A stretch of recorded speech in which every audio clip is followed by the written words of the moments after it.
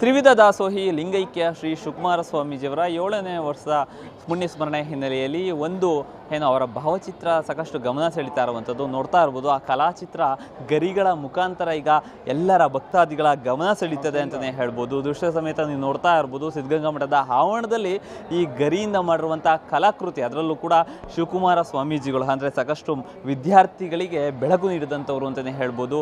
ತ್ರಿವಿಧ ದಾಸೋಹಿ ಅವರ ಕಲಾಚಿತ್ರ ಏನಿದೆ, ತುಮಕೂರಿನ ಮನು ಅನ್ನೋರು ಈ ಕಲಾಚಿತ್ರವನ್ನು ಮಾಡಿರುವಂಥದ್ದು. ಅವರು ಕೂಡ ಈಗ ನಮ್ಮ ಜೊತೆ ಇದ್ದಾರೆ, ಇಲ್ಲೇ ಇದ್ದಾರೆ, ಮಾತಾಡಿಸ್ತಾ ಹೋಗ್ತೀನಿ. ಸರ್, ಈಗ ಈ ಕಲಾಚಿತ್ರ ಎಷ್ಟು ದಿನ ಆಯಿತು ಮಾಡೋಕ್ಕೆ, ಏನೆಲ್ಲ ಇದೆ ಸರ್ ಇದರ ವಿಶೇಷತೆ ಹೇಳೋದಾದರೆ? ಸರ್, ಇದ್ರ ವಿಶೇಷತೆ ಎಕೋ ಫ್ರೆಂಡ್ಲಿ, ನ್ಯಾಚುರಲ್ ಇದಾಗಿ ವರ್ಕ್ ಮಾಡಿ, ಇದ್ದಾಗಲೂ ಉಪಯೋಗ ಆಗಿ ಅದು ಹೋದಾಗಲೂ ಉಪಯೋಗ ಆಗೋಂಥ ಒಂದು ಕಾನ್ಸೆಪ್ಟ್ ಇಟ್ಕೊಂಡು ಈ ಒಂದು ಕಲಾಕೃತಿನ ನಾವು ಬಳಸಿರೋದು.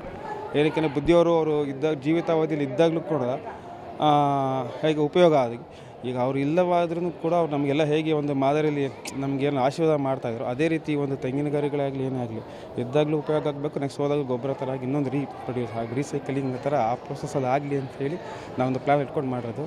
ಇದನ್ನು ಆ್ಯಕ್ಚುಲಿ ರೆಡಿ ಮಾಡೋದಕ್ಕೆ 48 hours ತೊಗೊಂಡಿದ್ದೀವಿ. ನಾವು ನಮ್ಮ ಟೀಮ್ ಎಫರ್ಟ್ ಹಾಕಿ 48 ಗಂಟೆಗಳ ಕಾಲ ವರ್ಕ್ ಮಾಡಿ 8 ಜನ ಗಜಸ್ಯ ಟೀಮ್, ನಮ್ಮದೇನಿದೆ ಗಜಸ್ಯ ಟೀಮ್ ಅಂಥೇಳಿ ಆ ಟೀಮ್ ಎಲ್ಲ ಇದು ಮಾಡಿಕೊಂಡು, ಮನುಶೈವ ಆಟ ನಮ್ಮದು ಇದಿದೆ, ಅದರಲ್ಲಿ ವರ್ಕ್ ಮಾಡಿಕೊಂಡು ಈ ಒಂದು ಪ್ರತಿಫಲನ ಮುಂದೆ ಇಟ್ಟಿದ್ದೀವಿ. ಪ್ರತಿಬಿಂಬ ಇದಕ್ಕೆ ವಿಶೇಷವಾಗಿ ಎಲ್ಲರ ಗಮನ ಸೆಳೀತಾ ಇದೆ, ಚೆನ್ನಾಗಿ ಬಂದಿದೆ. ಮತ್ತು ಇದು ವಿಶೇಷ ಈ ಥರ ಮಾಡಬೇಕು ಅಂತ ಯಾಕೆ ಅನ್ನಿಸ್ತಾರೆ, ಈ ವಿಶೇಷವಾಗಿ ಮಾಡಬೇಕು ಅಂತ?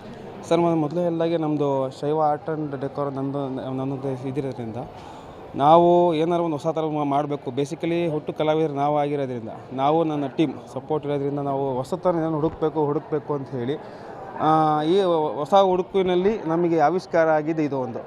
ಹಾಗಾಗಿ ನಾವು ನಾವು ಫಸ್ಟ್ ನಮ್ಮ ಬುದ್ಧಿಯವ್ರನ್ನ ಒಂದು ಪ್ರಯತ್ನ ಪಟ್ಟು ನಾವು ಇದು ಮಾಡೋಣ ಅಂತ ಹೇಳಿ ಇದು ಒಂದು ಫಸ್ಟ್ ಎಫರ್ಟ್ ಮಾಡಿದ್ವಿ. ಫಸ್ಟ್ ಟ್ರೈ ಆ್ಯಂಡ್ ಎರರ್ ಮಾಡಿದ್ವಿ.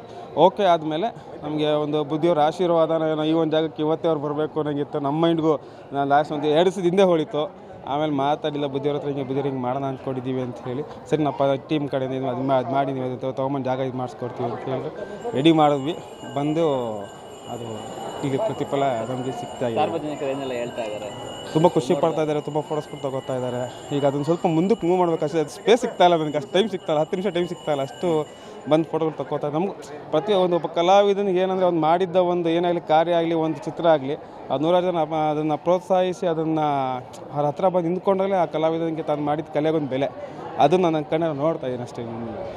ಈಗ ಬುದ್ಧಿಯವರು ನಮ್ಮನ್ನಾಗಲೇ 7 ವರ್ಷ ತುಂಬಿದೆ, ಅದ್ರ ಬಗ್ಗೆ ಏನು ಹೇಳಕ್ಕೆ ಈ ಮುಂದೆ ಭೇಟಿಯಾಗಿದ್ದಾರೆ? ನಾನು ಹೌದು, ಯಾಕೆ ನಾನು ಬುದ್ಧಿಯವ್ರನ್ನ ಅವರ ಶಿಕ್ಷಣ ಸಂಸ್ಥೆ ನಾನು ವಿದ್ಯಾಭ್ಯಾಸ ಮಾಡಿದವ ನಾನು. ಯಾಕೆ ನಾನು ತುಮಕೂರಿನಲ್ಲಿ ಇದರಿಂದ ನಾನು ಬುದ್ಧಿಯವ್ರ ಸಿದ್ಧಗಂಗಾ ಸ್ಕೂಲ್ನಲ್ಲಿ ಹೋಗಿ ನಾನು ಬುದ್ಧಿಯವ್ರ ಆಶೀರ್ವಾದ ನಾನು ಬೆಳೆದಂಥ ಹುಡುಗ.